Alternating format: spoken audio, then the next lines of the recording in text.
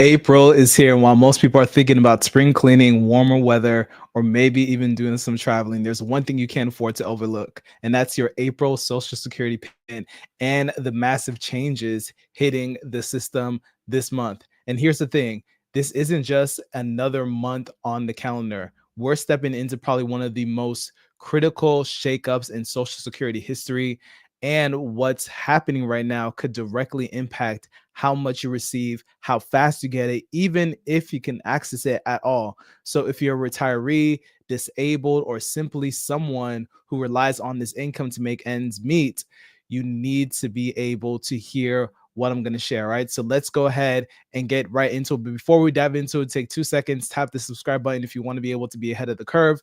Every single month, I go ahead and break down exactly what's changing on your benefits with zero fluff and getting straight to the facts, all right? So let's go ahead and talk about uh, April 2025 Social Security payment schedule, because for many of you, timing is everything.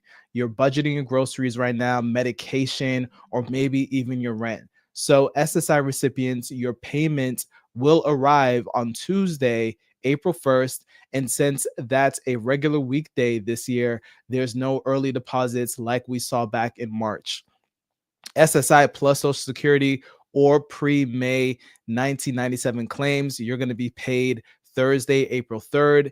And for everyone else, this is going to be your payment schedule. So birthdays, if your birthday falls between the 1st and the 10th, it's going to be Wednesday, April 9th. If your birthday falls between the 11th and the 20th, it's going to be Wednesday, April 16th.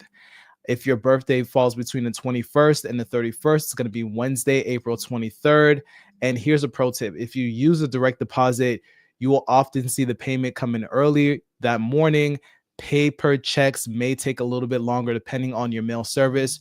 Always double check your deposit and account info to check for any errors or issues. All right, so now let's talk about some of the big changes, because this is where it gets real, right? So April isn't just about the scheduled payments. There's actually going to be some changes to the policy process and even how you are able to interact with the Social Security system. So let's break that down. So number one, you've probably heard of the Social Security Fairness Act. It is now a law. And here's what's interesting. Starting this month, the long criticized windfall elimination program or provision, also known as WEP, and the government pension offset, GPO, are officially repealed. Well, so what does that mean? So if you're a public sector retiree, like a teacher, a firefighter, police officer who earned a pension from work not covered by Social Security and paid into the system at some point, your benefits are going to go up. So that is going to impact over 3.2 million retirees as of this month. All right. So as of right now, the SSA has issued over 7.5 billion in back pay, with the average lump sum of around 6,710 and monthly increases that could exceed 1,000 for some people. So bottom line is this: check your deposit this month. You might see a major jump, and it's not a glitch. All right, let's talk about the return of 100% overpayment clawbacks. Now, this is important, right? So as of March 27th, the SSA has reinstated probably the harshest version of its overpayment policy. And if the agency claims you've overpaid, even due to their own error, they can withhold 100% of your check until that debt is repaid. So I want you to let that sink in, right? During the pandemic, they can only take 10%. Now they can literally hold on and take everything. So if you receive one of these letters, do not ignore it. Or you want to make sure you request a waiver, you want to file an appeal, or you want to set up an installment plan ASAP. And also, there is now a new identity verification rules, right? That's going to be rolling out March 31st. And let's assume that you want to update your direct deposit or verify your identity. You're no longer able to do that over the phone. You must either log into your My Social Security account with a multi-factor ID verification, or you want to visit a field office in person. So it sounds like a good way to be able to prevent fraud, right?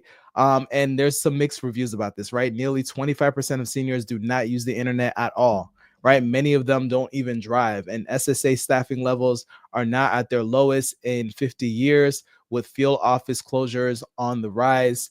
So as far as the wait times for phone support, over 2 hours.